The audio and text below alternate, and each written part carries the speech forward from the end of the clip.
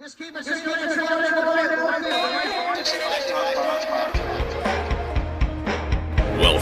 to FaZe Fantasy Live with your host, Lonnie Z.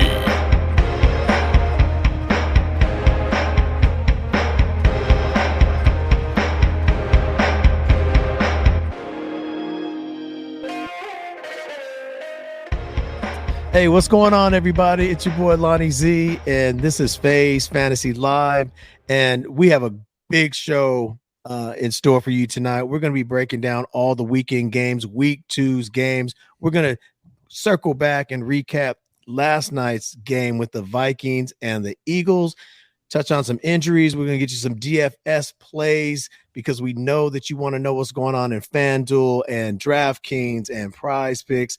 Tonight with me, though, is a real cool night. I got my boy Chris Wilson with me and my boy Jake Hansen with me. What's up, fellas? How you guys doing tonight? Going good, going good. All right, man. Good to be in the group with you guys finally. For those of you who don't know who Chris Wilson is, he is a co-founder of FaZe Fantasy, and we go way back. Been doing this for a while, but we've been trying to really connect on the podcast because he just got so much knowledge, and he just is a real fantasy football guru. And actually, I'd never told him this because he might get a big head or something, but I ain't trying to let that happen.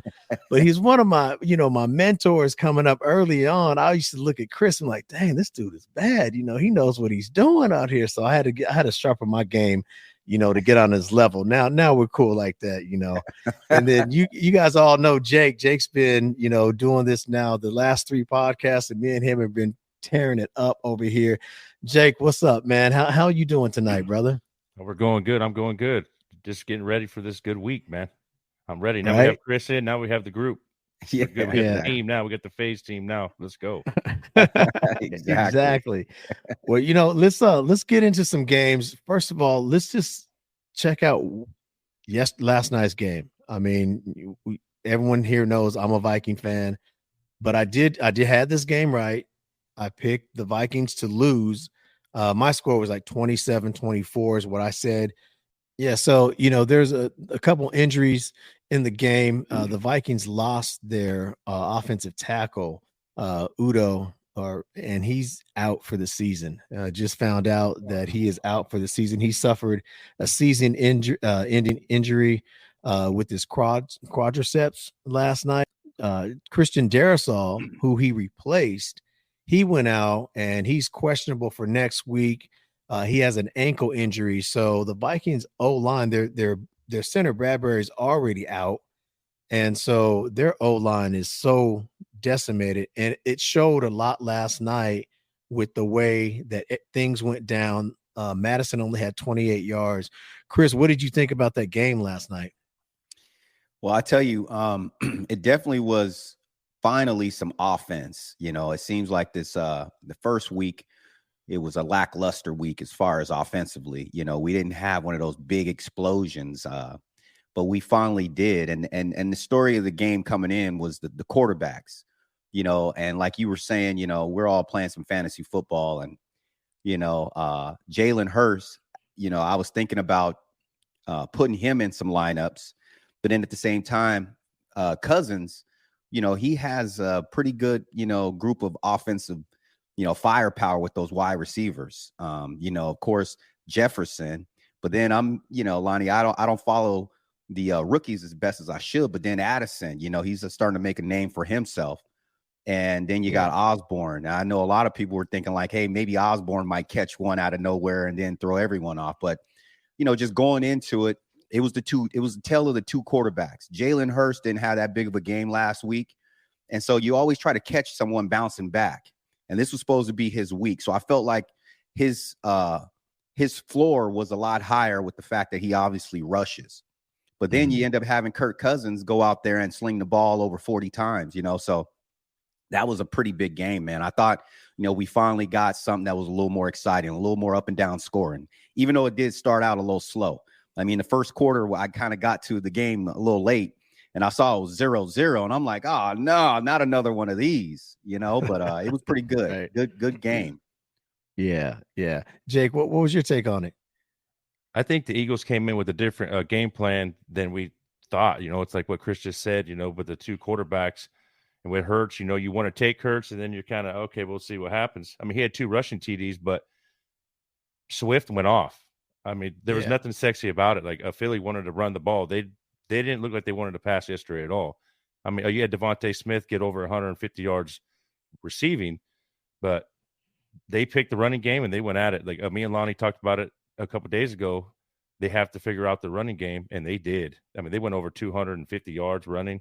I mean, they ran down Minnesota's throat, and we all thought it was going to be a passing game. We thought tight ends were going to go off, and I think Cousins did really well with getting Hawkinson in play, and he had 2 touchdowns. But I think Philly kind of shocked us with just, we're going to try to run it, and they just stuck with it. They stuck with it, Yeah, we did mention that they needed to find their identity. It's funny because we were talking a couple days ago about Philly needed to find their identity, who was going to run the ball. And it's crazy because that's what I heard right before the game. I heard an interview with Jalen Hurts, and he was talking about they needed to find their identity. They're still, because they got a new offensive coordinator and things like that. But hey, DeAndre Swift looked like the old DeAndre Swift. I mean, back in the Lions uniform, just destroying the Vikings like he used to do. Man, that was it's kind of tough to watch. And then Jefferson fumbling a touchdown. That was a real key turning point. Madison coughing the ball up. They had a fumble on a punt return from Powell. And so the Vikings just looked out of sorts. Cousins, though, he looked good. They were in his face. They were pressuring him a lot, but he still passed for 300 and I believe it was 356 yards or something like that. So 364 yards. He is 31 for 44, 364 yards with 4 touchdowns. They'd sacked him 2 times, but that wasn't enough. It's still, and for me, I think that the whole story is the Vikings defense. Everyone's saying they have one of the worst defenses, but that first half, they looked good. Their defense actually played very well. But when you turn the ball over that many times and you keep that defense out there, a good offense is going to wear you down. And they just exploited it with that running game. So, yeah, that game was, you got the Eagles who still haven't figured it out, but they're 2-0. And the Vikings haven't figured it out. They're 0-2, and they got a tough road ahead of them. I mean, next week they got the Chargers coming into town. And then in a few weeks after that, they got the Chiefs coming in. So the Vikings could easily start off 1-4, and that wouldn't be good unless we're trying to get Caleb. I'll take Caleb Williams any day. If it would take one losing season to get Caleb. I love me some Caleb. But anyway, so that's kind of what happened with that. I had a Prize Picks free play too, and I just needed, on that play, it was Jefferson and AJ get a touchdown. AJ got a touchdown, but it got called back. And Jefferson, he fumbled his. So the play was good. It just didn't happen. You know what I'm saying? Sometimes you make good picks. Like Chris, you know how we do. We'll pick certain players and everything's lining up, and then a penalty happens or something else happens. And, it just, you could be out of the money real quick. Football's crazy like that. Yeah, absolutely. And then, one thing that I noticed last night is that, trying to pick what wide receivers to start in daily fantasy. Like you said, AJ Brown, I felt like a lot of people were going to be going with AJ Brown. And sometimes you got to think outside the box a little bit because Devontae Smith was not that much cheaper than AJ Brown. So that makes me think that a lot of people are going to be going up to get AJ Brown. And of course, I put Smith in there and I saw that big bomb and he's like wide open running down the field. And I was thinking like, it's always nice when something kind of pans out because he's a lot cheaper. But on the flip side of that, when we talk about the quarterbacks and putting them into the daily fantasy, Lonnie, you and I talked about this earlier, is that it looks like they both got real close to about 30 points in fantasy. Cousins, had about 30 points or so, depending on what league you were playing in. And you know, when you look at the two, there was just a big difference in Jalen Hurts' price. So Yes. I was going back and forth on which one to start because I know that Cousins, I'm really high on Cousins this year. You know, him and Jefferson, you know, obviously Jefferson being the number one pick in most fantasy drafts this year. You know, Cousins can sling that rock. I know you were talking about getting another draft pick, and I know Viking fans probably, you know, it's kind of a love-hate relationship. But you know what? Like I said, it's a lot of fun if he's throwing the football to me, you know, 40 times. You know, didn't come out with the win, but we're also talking about the NFC, you know, champions, you know, that basically that they were playing. And Philly just has so much talent on that team, but you guys still gave them a run for their money, man. And so, you know, but it's a big difference. You know, when you look at the value there, Cousins was the value, and you know, and Smith was the value. You know, Smith, basically. And a lot of times people, when you have the prices that close and you're sitting there going like, okay, is this going to be AJ Brown's breakout for the season? You know, he didn't score last week, so you think that he's, you know, possibly this is going to be his week, you know, because we all knew that Jefferson was going to get off, you know, because he didn't score last week as well. But yeah, it just sometimes the numbers, you know, it's a little deeper than that when you're trying to put together a team with 60,000, right? You know, for draft sharks. Yeah, for sure. Or You draft, know, Devonta was 7,400, and I think AJ was 8,000. And then you had the real bargain here was DeAndre Swift, $5,500. $5,500, and he's RB1, you know, he was as the of right cheapest. now. Yeah, he was the cheapest one. Yeah.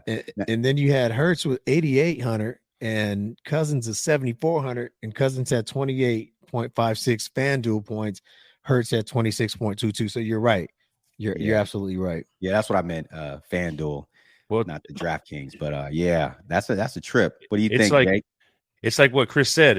It's your first thought was AJ Brown. I think a lot of it's got to do with the Vikings defense too. It's like me and Lonnie talk about all the time. It's like everybody's first thought is the big plays that the Vikings defense gives up. And I think yesterday when everybody's doing their FanDuel and their DraftKings picks, AJ Brown was their first thought, because you always look at the highest price. Oh, okay, the highest price is always for the best player.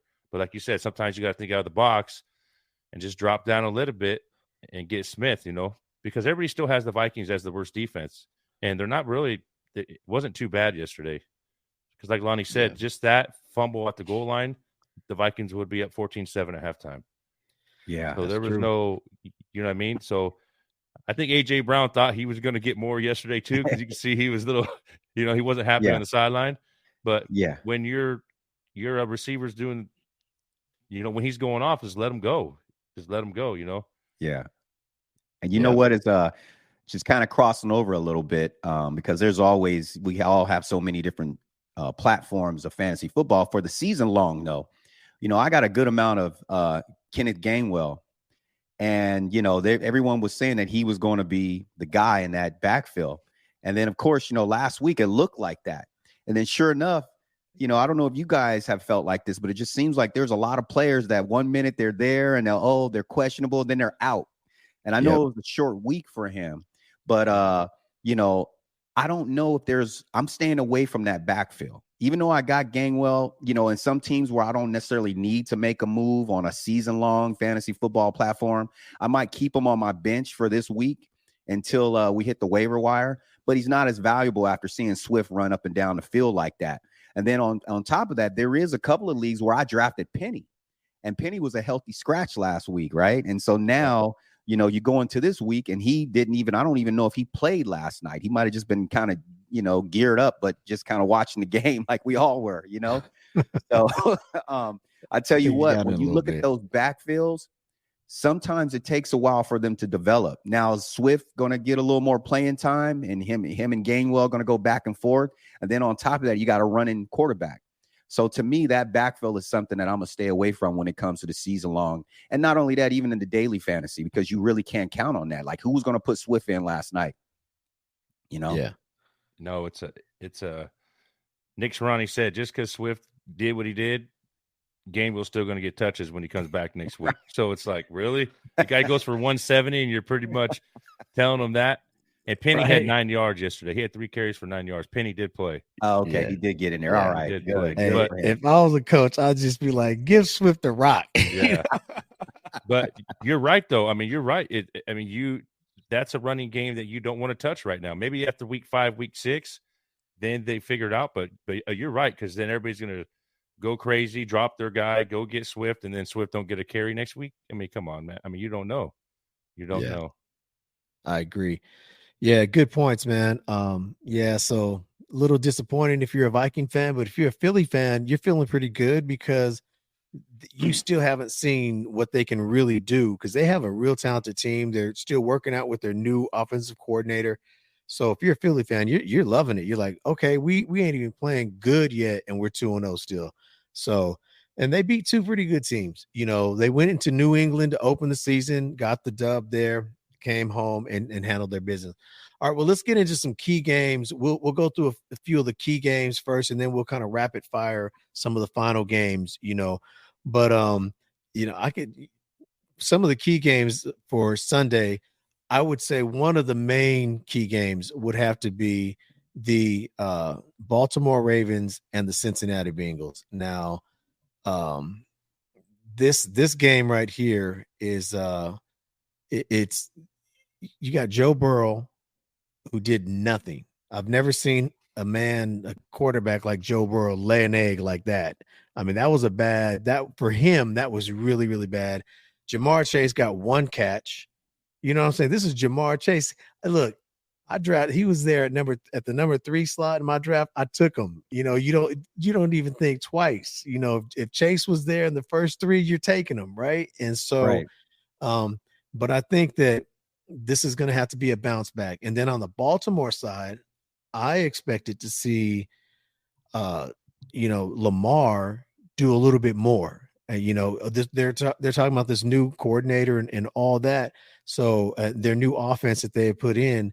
But I really think that Andrews not being ready to play really changed things because they had kind of prepared like as if he were going to play, and then all of a sudden he's not playing. Kind of like what you said, Chris. 1 minute they're there, next minute they're not, and so I'm kind of interested to see how this one plays out. It's in Cincinnati.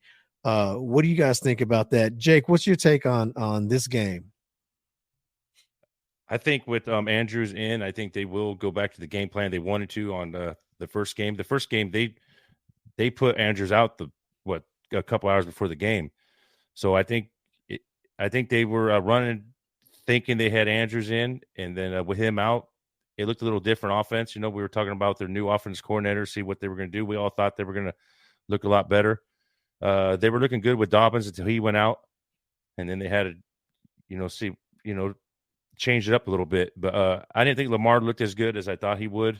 I thought Zay Flowers looked like the real deal for sure. Yeah. But I think Lamar was lost without Andrews, and that's kind of sad to say for somebody that's already been in the league for so long. You know, you think he would just pick up and take whoever's on the team, but I think Isaiah likely didn't do as good as we all thought. But I think Cincinnati, I think Joe Cool's got to come out and just go crazy. I think him and Chase are going to go crazy on Sunday. I really do. Yeah. I don't see that happening again. There's no way. There's no way. I know Burrow, like you said, Lonnie and Jake, Burrow had, probably arguably maybe the worst game of his career. But then, on the other side, you got Lamar. Lamar, he kind of did what he was supposed to do. He wasn't, he didn't have like the type of storybook game that we thought he would have, starting this new season with the new contract, coming in with nothing to worry about, because I think we all are probably looking at last year saying like, hey, that might have been a little bit of politics being played there with them them not giving him the contract that we all felt he deserved. And, and then at the same time, he's a running quarterback. He's probably not wanting to go out there and be another RG3, so they played that game last year, and I felt like the Ravens was a better team than what they showed on the field. So that first game with Lamar, he's definitely got what's the again, Lonnie, the rookie, Zay Flowers. Is that Zay his Flowers. name? Yep. Yeah. So Yeah. Zay Flowers, I mean, man, talk about those guys needing some firepower on the offensive side. Like you guys said, Andrews was out, which is crazy. I mean, don't they know we play fantasy football? They kind of gave us, a little heads up, a couple of weeks ago or so. You know what I mean? Because Right. it's like, you don't take a guy like that in like the second round, maybe third, 2-3 turn or wherever, third round even, and then next, just to sit him on your bench for the first game.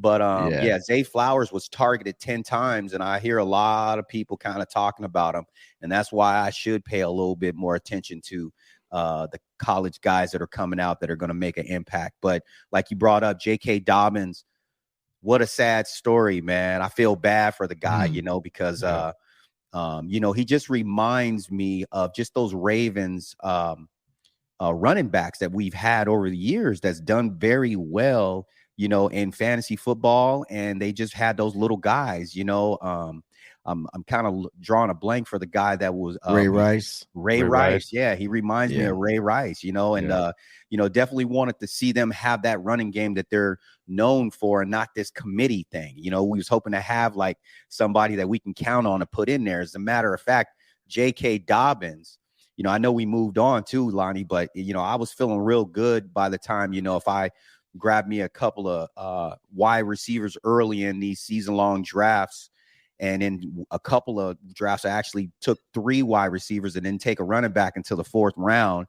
And if I was leaving the 4th round with Madison, getting back to him, because we kind of skipped over him a little bit, I'm a little worried now, taking him, as early as I did. And then you go to J.K. Dobbins, and I was still looking set, man. I mean, as far as I was thinking, here it is. I got, 2-3 stud, wide receivers, and then these running backs that could possibly, have starting, workhorse as what we know it is today, 20 carries or so, catch up maybe, 6-7 targets out of the backfield, those type of running backs. Then JK goes down again. And, he was actually trying to hold out a little bit for some more money. And that holdout didn't do too well. They're like, hey, man, you barely been playing the last couple of years. And so, we'll see. But like you said, Jake, I think, we probably should have Joe Burrow kind of come out and redeem himself for this week. And then, like I said, Lamar was not too bad. They did what they were supposed to do, and just to kind of get the win. But I wouldn't be surprised if this was another shootout that we've been waiting on. Yeah, I agree. Yeah, I can't see any scenario where both these teams aren't scoring, and having Andrews back, on the injury front for the Ravens, their center, Tyler Linderbaum is out with an ankle. And then they also lost Ronnie Staley, their offensive tackle. So on the line, they're a little banged up. And that could be really, really important coming into this game. But Andrews, he's questionable, but I saw a tweet from Rappaport. Ian Rappaport. Thanks, Jake. Yeah, Ian Rappaport tweeted that he's questionable, but he's gonna play. He had a full practice today, and he's gonna play. Yeah. So having Andrews back is going to be real key to that. Now they're in Cincinnati. Who do you guys like in this game? Now, obviously, from a DFS standpoint and fantasy standpoint, you're playing Chase. If you're in your year-long leagues, of course you're playing Chase, and you're playing Burrow, you're playing Jackson. Lamar, you're playing Andrews. I'm fading that whole Baltimore backfield, whether it's Justice Hill or Gus Edwards. I'm just fading that. I'm not playing anyone from that backfield right now until they show me how they're going to use it. Joe Mixon is fine. You got to run him out there. So those are the guys you could play. DFS, they might be a little high. Some of those, I don't know if I really like that matchup, but I'd still play Jamar Chase, this week, because I feel like they got something to prove now. After going one catch for 9 yards or something like that, that's not going to cut it. You know what I'm saying? So, yeah. I think I like Cincinnati to come away with the win at home. What about you guys? I like Cincinnati. I'm going with Cincinnati. They can't play like they did last week. I don't see that happening. I like Cincinnati. Yeah, no, absolutely. I agree with you. And also too, that AFC North it's always kind of, it's a rugged, kind of smash mouth division. And, Cincinnati getting beat by Cleveland like they did. Then you go in, you play another division rival, the Ravens, that are coming off a nice win. I definitely see Cincinnati bouncing back. And I'm probably going to load up on some Chase. I think there's no way in the world, you can keep him down like this last game. But then, it's funny because T. Higgins was a guy that you can kind of look to trade for, after having a one game, like he did. But it's so funny because, we're just starting this season, man. And I tell you, a lot of people are not trading T. Higgins unless you really are pushing a panic button. But, Yeah. I definitely see them bouncing back. I just don't see Cincinnati starting the season off in 0-2. Yeah, I agree. I agree with that. The next game on the slate. What? Oh, you have something, Jake? I was going to say Zay Flowers is 5,000 on DraftKings, and that's low value. I mean, that's he's like the 20th receiver on DraftKings, so that's a good value right there. Yeah, no, absolutely. And you know what? I had saw as well. He got a couple of carries. So he had 2 carries for 9 yards. He had 10 targets, 9 receptions for 78 yards. So, no wonder, they're kind of talking about him, so that's a good value, Jake. Good point. Yeah. Zay Flowers at how much you say? 5,000? He's 5,000 on DraftKings right now. On DraftKings. Yeah, they're saying he's the real deal. I mean, 10 targets for a rookie. And look, Chris, hey, you say you don't know about rookies. Just go to the TikTok, baby. I got you. I got you on the videos. Hey, I had my Zay Flowers video, and it showed him showing out. I'm just saying. Hey, you know what? You're right. I got to look at some of those TikToks, man. Right? Yeah. Zay Flowers, by the way, is $6,600 on FanDuel, which is still great value. But that is a little more pricey though than DraftKings. The next game we're going to talk about is the Raiders and the Bills, and a lot of people are going to say that Josh Allen just crapped the bed on Monday night. That there's no way they should have lost that game with Allen. Diggs was having a great night. They were trying to get the running game involved. They could have got Cook involved a little bit more, but I think people are just discounting how good that Jets defense is. I mean, Saleh got those boys playing and believing, and as long as that defense is that good, they're going to be in games. Look, let's not forget, this is Wilson's his 3rd season. Zach Wilson is not a horrible quarterback. I think with a great defense, when you have a great defense, you don't have to be a great quarterback. Just ask Trent Dilfer, who won a Super Bowl. You know what I'm saying? As a starting quarterback with the Ravens, so they have a lot of weapons around them. Garrett Wilson still went off last year without Aaron Rodgers. He went off as a rookie. He had a great rookie year. I think he's going to have a great year this year. So the Bills, I don't put all the blame on Josh Allen. They just ran into a real good defense. And I think this week they're getting ready to blow the socks off of the Raiders. What's funny is that just a crazy stat I was looking at here, and you could just see how the quarterback position is starting to evolve. We've always had some running quarterbacks, and they're so valuable now in fantasy, that we're starting to now take quarterbacks, not 1 or 2, but, we're also starting to take a lot of them, first, early rounds and instead of waiting late, because we know the difference that a rushing quarterback can have. But I was looking at this stat here, and you got Jimmy G. He had 9 carries, right? And he's not known for his foot speed.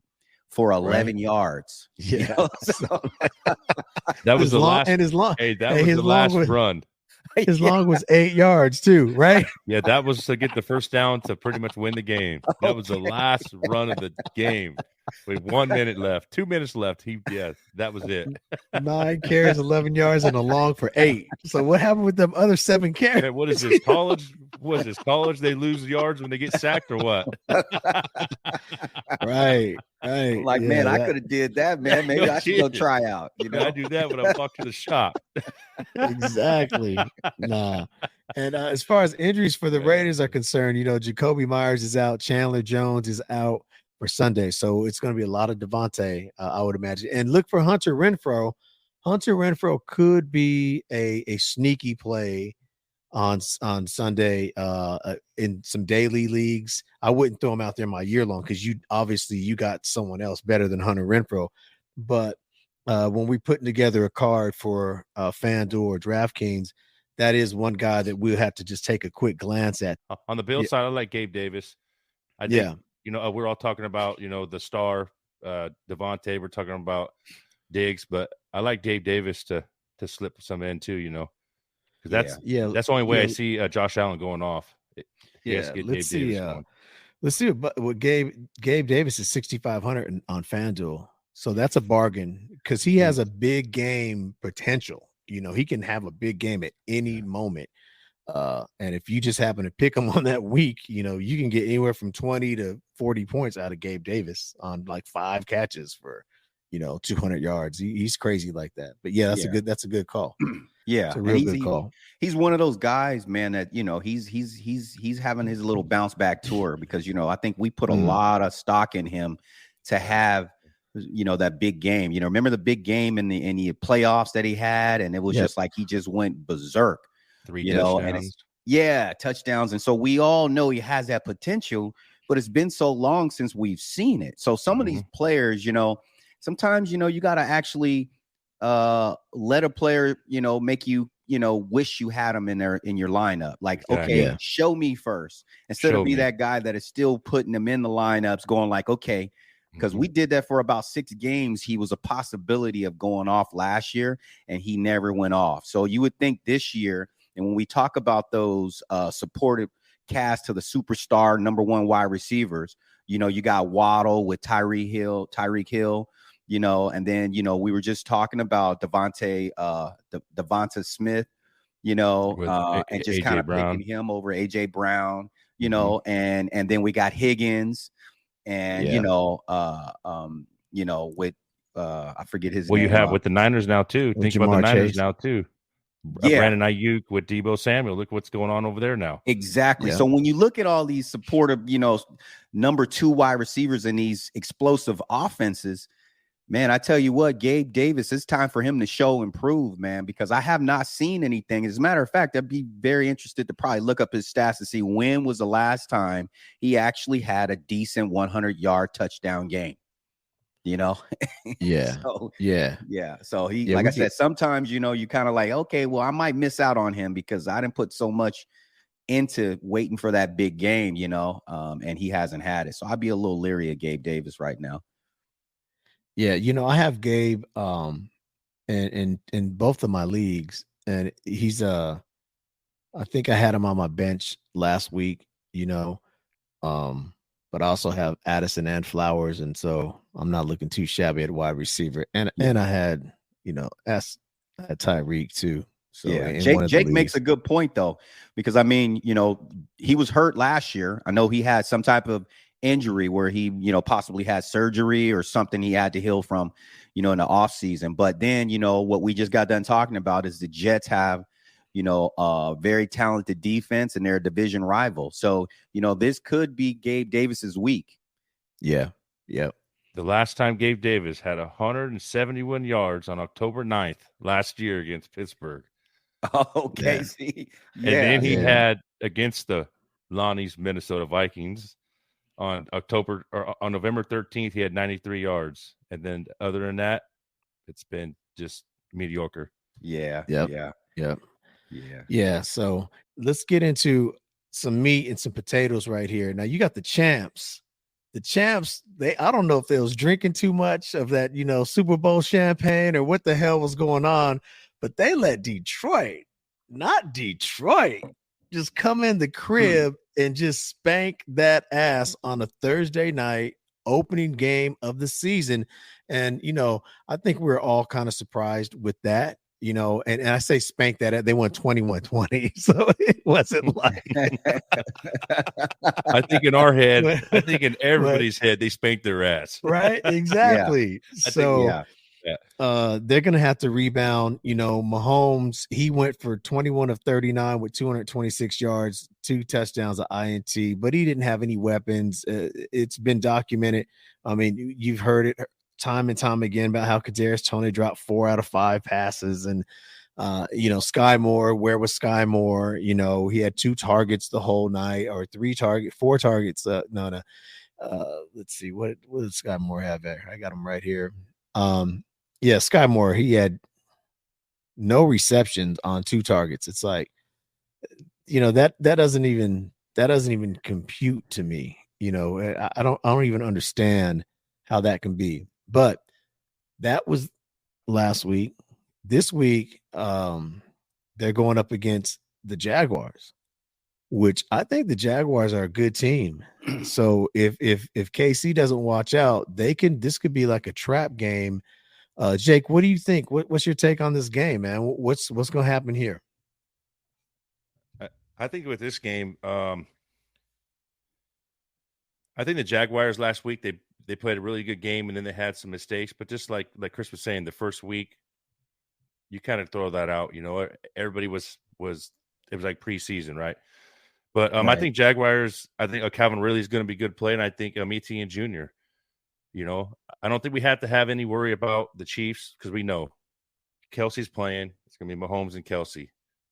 The running game was up and down. Pacheco didn't look the way that we all thought.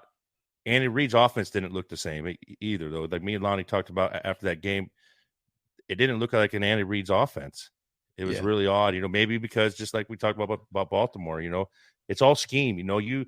You plan all week of what you want to do, and then your top player is out, the day before, Kelsey's out. So stuff changes, and they didn't know what receiver they wanted to use. They tried to go to Tony, but the guy didn't want to catch the ball for some reason. Hey, that's not Mahomes' fault. But I think Jaguars are a good young team, and I see Calvin Ridley. I have a lot of high hopes for Calvin Ridley. But I think he's a good play, and I think Mahomes, Kelsey, you can't go wrong with that. Yeah. I'm with you, Jake, and you bring up some good points because, we all knew that Detroit, they definitely had some big offensive games last year, and then they go out and get Jahmyr Gibbs, right? And draft him. That's one rookie that I, had heard of, Lonnie, and when you look at those guys coming in there, did they really play the true Kansas City? Because, Chris Jones was out with a contract dispute, and then like you said, like the next day they'll sign him, right? They was like, oh, no. Yeah. Sorry, Chris. Sorry. Go ahead, brother. They wiped his contract out. They wiped his whole contract out. That did not last too long, right? One loss. Oh, shit. We got to, hey, Chris, buddy. Oh, my bad.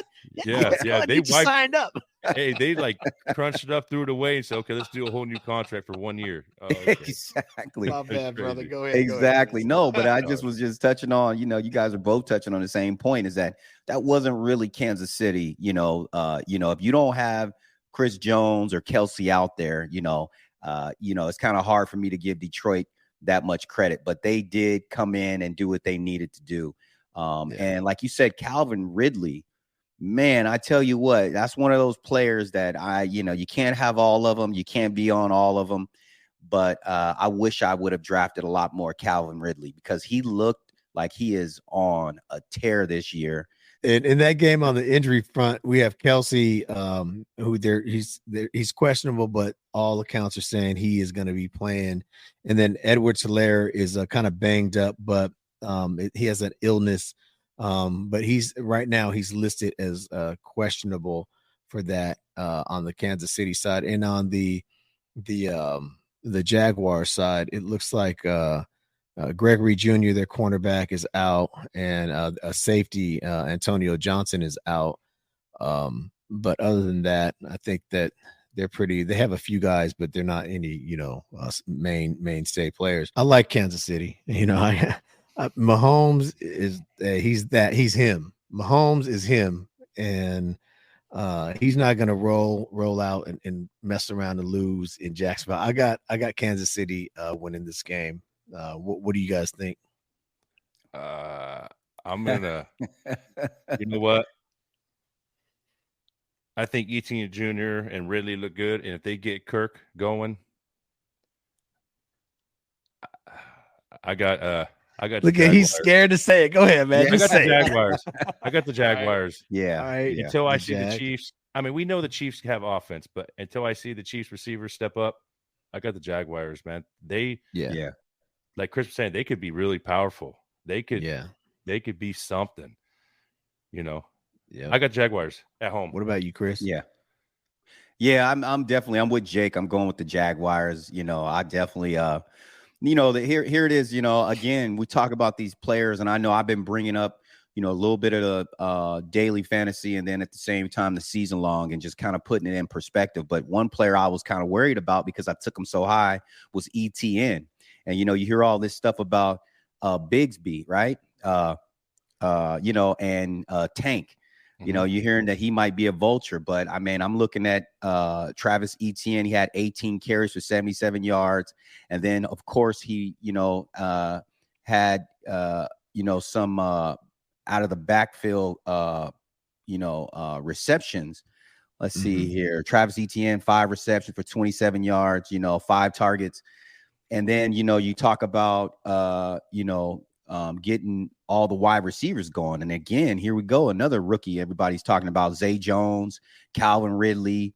And one of those quarterbacks now that is starting to creep up there and get to some of these top quarterbacks, which, it's kind of one of those sneaky plays. If you were going to wait for certain quarterbacks this year, Trevor Lawrence was one of them.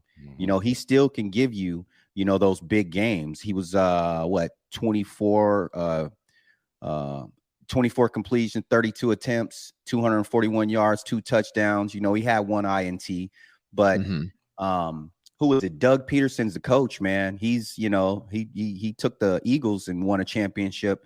He's one of those guys. I don't know. To me, man, I like the coaches that are calling the plays, the coaches that are offensive minded coaches. And then for this team here to continue to add offensive firepower, who are they trying to compete with? They had a big game against Kansas City last year, right? Didn't they? Was it last year that the Chiefs and Yeah, so, it was a close game all the way to the fourth quarter. Yeah, exactly. So yeah, I definitely see the Jags here. I'll take the Jags, and I think that once you look at these guys starting out, Kansas City 0-2, they had one of their best players, like we just said, was sitting in the skybox, eating some popcorn, and he should have been out there on the field, And then unfortunately, Kelsey, he's getting up there in age. Just imagine if you drafted him in the first round and then all of a sudden you hear, oh, he's out. What do you mean? You can't just make him out. You got to let me know, Right. You got to, let me know not to draft him. Right. Exactly. Yeah. So on the DFS side, on FanDuel, Calvin Ridley is 8,300, and that's, he's not going to start going down. If he keeps playing like this, he's going to keep going up, more and more expensive. Zay Jones is a bargain at 6,300, and Christian Kirk is at 6,000. Now, Christian Kirk has been the odd man out, which is kind of strange because, they brought him in to be the guy, but then they get Ridley. So we'll have to see what happens with Christian Kirk. And then, MVS, 5,700, Kadarius Toney, 5,300. Andy Reid came out and said that they're going to let him play through it. They were asking about, Kadarius Toney, and he said, we're just going to let him play through it. He'll be fine. We'll let him play through it. But I don't want to get off this game without touching on one rookie. And Chris, this could be who you were alluding to when you said a rookie, another rookie, Rashee Rice. Rashee Rice looked good. He looked like the best receiver of all the Chiefs receivers that night. But Rashee Rice, he looks good, and he's a sneaky play. 5,300. They don't really have a clear number one. wide receiver, and it looks like him and Mahomes have a little chemistry. And then there's my boy Sky. I ain't giving up on Sky yet. I haven't dropped him yet. I'm gonna give him another week. It's the second week. 5,200. Yeah, we'll see. Right? It's the second week. We'll see what's up. Yeah. This is where they're really going to see. I mean, we think week 5, but no, I think like the second, third week. That's when they start. Andy Reid, of course, you know how Andy Reid is. He ain't going to keep going with somebody that ain't playing like a Clyde Hilaire. He knows. Hilaire, he was out. Once Pacheco showed he had something, Hilaire, but okay, you're out. You're hurt. Exactly. You're hurt. Right. I tell you what, Tyreek Hill, he's got to be kind of smiling a little bit when he sees Kadarius Toney drop the passes that he was dropping, man. That's like, right. And then they go on a road game here, and that receiving core looked horrible. Now, you get Kelsey back in there, does it automatically make it to where these guys, get more confidence, or maybe they don't get as much coverage, Maybe that might have been it. But I tell you what, like you said, they look like they had that Super Bowl hangover. And we'll see how they bounce back. Yeah. All right. Well, let's kind of get through these next ones pretty quick. We'll spend some time on these next two, and then we'll kind of rapid fire and try and get through the rest of these pretty quick. But the next one we're going to talk about, let's talk about those Bears, Chris. Those Bears and Tampa Bay. You got Tampa Bay's 1-0. They Tampa Bay's living in the north right now. They went down to Minnesota and beat them, and now Chicago gets to go to Tampa Bay. What do you guys think about that game? I mean, Baker Mayfield, he did what he had to do to get the win in Minnesota. There's a lot that came out about Baker saying that, he was reading the Vikings defense and had their plays and this, that.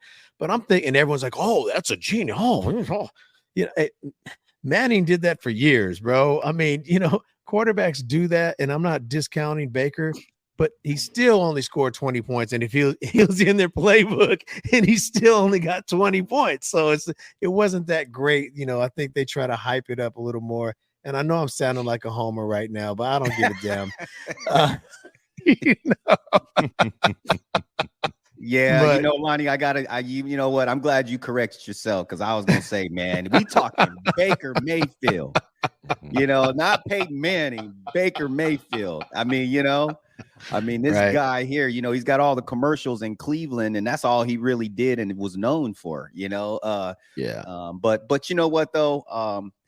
He does have a good, offensive group of guys. Mike Evans is there. These some veterans, Chris Godwin, and someone that was popping up on all the radars in the draft rooms and things like that. Rashad White. I think we all knew that he was there last year, but now, he's got the backfield to himself. And, he didn't do that well this first week, which is a little scary for me, since I did buy a lot of stock in him. Mm-hmm. But, Baker Mayfield, they went into Minnesota and did what they had to do. That's a big win. You saw that Minnesota team that played, on Thursday night. That's a really good team. So, as far as the Bears going in there, I think, they're definitely a pretty decent opponent. So they got to be careful with them. Baker seems to be, he's 1-0. Got to give it to him. Yeah. And on the Chicago side, there's a whole lot to talk about on that side too. Jake, so what's your take on this game? I think it's all up to the Bears. I think this game is, to be honest with you. I think it's all up to Justin Fields. I think Justin Fields needs to have a good game for himself. Have a good game and just quiet people down, He was a top 5 quarterback in all our leagues and everybody's league. I bet mine league, Lonnie's league, Chris's league, Yep. And I think he needs to do it for himself, just to show, because right now, if he has a couple more of these games, the Bears might be in the Caleb Williams running, and it's sad to say that we're putting all this stock in Caleb Williams already, but it's true.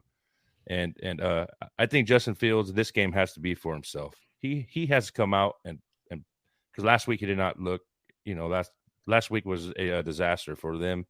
I think we all had hope. I picked the Bears to win last week. I picked Justin Fields going off. And I think they need to get the run game going. And I really want to see Roshan Johnson.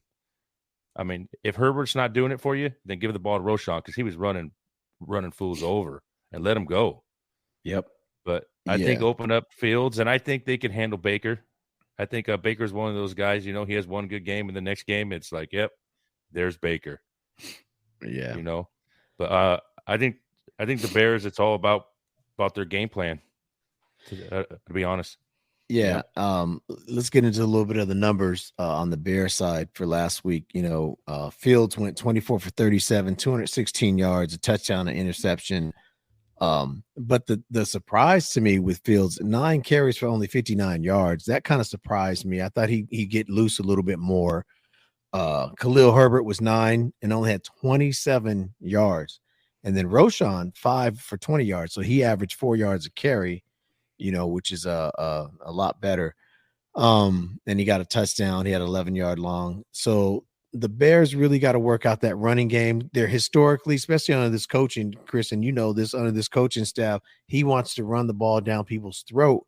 That didn't look like what he was trying to do to start the season off. Both Fields and Herbert had 9 runs, and then Roshan and Devonta Foreman each had 5 rushes, so they only had, 29 total rushes, out of all of them, which is kind of surprised me a little bit that they didn't run more. But, I think that the Bears are going to have to, Fields is going to have to step up. It's time. I know it's his sophomore year and he had a lot of high expectations. Chris, this is your team. So about, about your boys, you talked a lot about Baker and the Bucks. What do you think about your boys, the Bears in this week?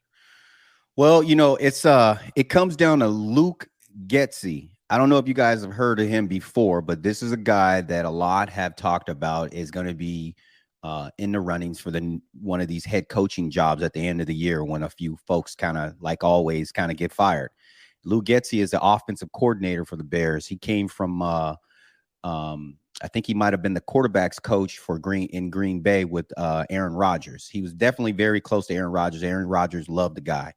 And last year, what he did was, if you remember, Fields had about 3 or 4 games where we were all kind of worried. He had the Cleveland game where he just got kind of thrown around like a rag doll. And then, there was 2 or 3 other games. And then they finally changed up the game plan. Then they started to allow Fields to run. And, they always try to box in a running quarterback. They're still doing that and trying to make him a pocket passer. If you look at Lamar Jackson and what they did with that team, they built that team around him. And, you got to open it up for Fields. This is where they kind of came out. I understand you get the DJ Moore and you start thinking DJ Moore is going to be the, AJ Brown to what's the quarterback in Philly? Hurts, but you got to throw him the ball though, right? I mean, DJ Moore, what game plan did we come in? What did Luke think? We got all this connection in the offseason and all you do is target, he's got 2 receptions, DJ Moore, that's not going to work. You got to open it up and you got to allow Fields to be Fields. One thing that really surprised a lot of us, like Jake alluded to earlier when he was talking about Fields being one of the top quarterbacks last year, is that when he takes off and actually runs with that football, you see a talent that, is hard to find. Yeah. You see a rare explosiveness. You see something where this guy is a real champion trying to get into that end zone one way or another. He's outrunning everybody. He's had these 80-yard runs last year and things like that. But I understand they're trying to, keep him in the pocket. And then, they got Cole Kmet now, he signed in the offseason. And so, but I guarantee you, man, when they come out this week, they're going to have to change up that game plan. The Bears, I wish I was looking up. There was a defensive tackle that was coming out of college. And Chicago passed on him, and he ended up getting drafted by Philly. And it's like the rich getting richer, Yeah, Javon Carter. Yeah. So, and then they end up getting the tackle Williams, and the guy looks like a rookie, a right tackle. And it's like, so right now, as far as what I see is the Bears they're gonna have to pull this one out, because we were all, as Chicago Bear fans, expecting a lot more from them this year. But right now, Ryan Poles is starting to look, like he's a little too nice. And I don't know if you guys know about this. Is like a little inside. I know Lonnie, he said he wanted to kind of be rapid fire, kind of be quick on these next ones, man. But you're talking about my team. No, no, the ones after this. The ones that you're good right now. You're good right now. Yep. We got Chase Claypool. Yeah, I was. Yeah. I mean, man, do you know that second round draft pick, like that was one thing that has really bothered me. And out of all things, it came to Pittsburgh, right? And guess who they draft with that pick? Joey Porter Jr. Yeah. So he might actually be something that we always got to be, kind of is going to be something that we're reminded of where that draft pick went. So Chase has decided to not even want to play. He's been out there giving up, not blocking, getting, his teammates blown up and almost killed out there. I mean, the eye in the sky, basically has shown that this guy is really giving up. As a matter of fact, I'm not sure how much playing time he's going to get this week. I wouldn't be surprised if he was benched. That's how bad Chase Claypool was on sometimes you get those cancer, people. And I'm surprised that they actually gave them a second round pick for him. I see the Bears coming in and changing up their game plan, and Justin Fields getting back to what the explosive play that he showed us that he can do last year. Yeah. So who do you guys got in this game? I got the Bears winning this game. I agree with Chris. I think their game plan is going to change, and they're going to come out and they're going to handle the Bucks. I agree. I got the Bears too. I can't see any scenario where Baker Mayfield starts off 2-0 with Tampa Bay. So they call me salty or whatever, but I know. But seriously, I do think the Bears, they'll get it together this week. They'll get it together. I think they'll get the running game going a little better. And like you said, Chris, we've been waiting for DJ Moore. Me and you go back and forth on DJ Moore. I say he's never shown me nothing, and he's the most overrated wide receiver in fantasy. And you keep telling me how good he is, but I keep saying, well, I'm looking at the numbers; they're not lining up. And so now I think he's in a better situation, and so they need to utilize him. Though 2 targets is not going to get it, or whatever. I think he only had a couple targets in that game, and that doesn't really make sense to me either. So I like the Bears. It's fantasy value as far as DFS is concerned, pretty much year long. There's not a much debate other than maybe for the year leagues. What are you going to do with Khalil Herbert? You going to give him another week and run him out there? If you draft it, like with me, I think I got Khalil in like the 8th round. So, but I'm counting on him to be my RB2. I thought I was getting a deal. But now I'm kind of worried. And then I had Dobbins. It was one of my other ones. So I'm kind of in trouble at the RB. So what do you guys think about? Do you run him out there in a year-long league this weekend? Or what are you going to do if you have any other better options? Are you going to put Herbert on your bench? Or what are you thinking? Yeah, I think it'd be kind of, you got to be careful with Khalil Herbert because his game last week was based off the Bears getting smashed by Green Bay, basically, right? So if, the Bears go up and they kind of get up by, say 14 or 21 points, he definitely is going to get a lot more carries and, be out there, getting some receptions and things like that, to kind of keep the possession. But like Jake was saying, Roschon Johnson, eventually, I mean, he did play in a little garbage time at the end of the game there, but he's been the big talks ever since he was drafted. There's a lot of high hopes for him, and they just say he's the ultimate teammate, and the only reason why he didn't start in Texas was because of BJ, right? So I think that this guy was a steal of the draft in a lot of people's on a lot of people's board. And so eventually he's going to get more playing time. And it actually can be next week. Who knows if it's next week, Lonnie? So as far as that's another player, Khalil Herbert. I mean, if you're desperate, you don't have anyone else. But I tell you what, the waiver wire was plentiful this week. The waiver wire never looks like it did this week, week after week one. So I think there's a lot of other options there. You know, we don't know if Eckler's going to play. You know, his backup was out there. You know, there's a lot better. He's questionable. Yeah, a lot of better players, I think, than Khalil Herbert. Hopefully you don't have to run him out this week. Yeah, and just to piggyback on Roshan real quick, you know, if it wasn't for Bijan, we'd be talking about Roshan. Because Roshan was there before Bijan. Once Bijan got there to Texas, he kind of took over. And Roshan, everyone was saying Roshan would have been a first-round top 5 pick if Bijan didn't show up to Texas. So he backed him up, and he's good. This kid is good. He had 6 reception on 7 targets. Now that is exciting for people who want some of Roshan. That number right there, 7 targets, 6 receptions. Out of the backfield, that's something to be excited about, and he can run the rock. So I agree. Tread lightly on Khalil Herbert. Be very, very careful with Khalil Herbert this week. If you have a better option, it'd be best just to go with the better option and see how they're going to use Khalil. If you can afford to put him on your bench, just put him on your bench. Khalil Herbert is only $5,800 in FanDuel for RB1. That's crazy. You know, that's a great value if he actually gets the rock 20 times. Rashard White is 6,200. So out of that game, if you're looking at a running back at FanDuel, those are the two. But Roshan Johnson might be the sneaky play, 4,500 on FanDuel. And I could see a scenario where he has a breakout game, whether it's running or receiving.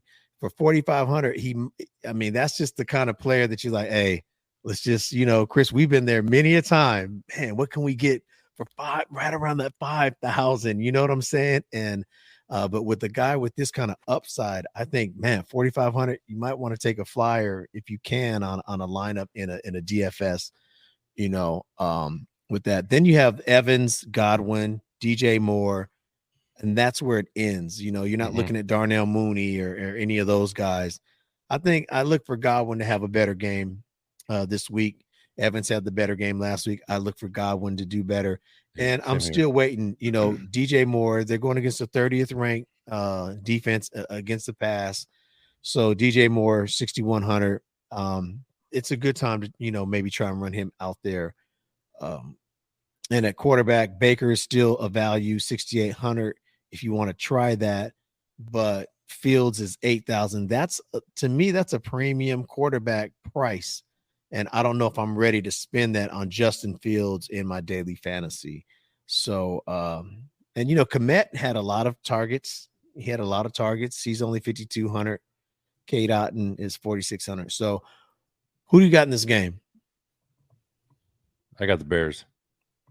Yep, I'll take the Bears. I got the Bears too. I think that's where we kind of did that, and we got us into something a little deeper. But I got the Bears too. So we're all in agreement on that. All right. Well, so that's the show for tonight. Hopefully you got some good value and insight. Hopefully we helped you out with your FanDuel, Prize Picks, and DraftKings, and who to start and sit through your year-long leagues. I'm Lonnie. He's Chris. He's Jake. And we'll catch you on the next one.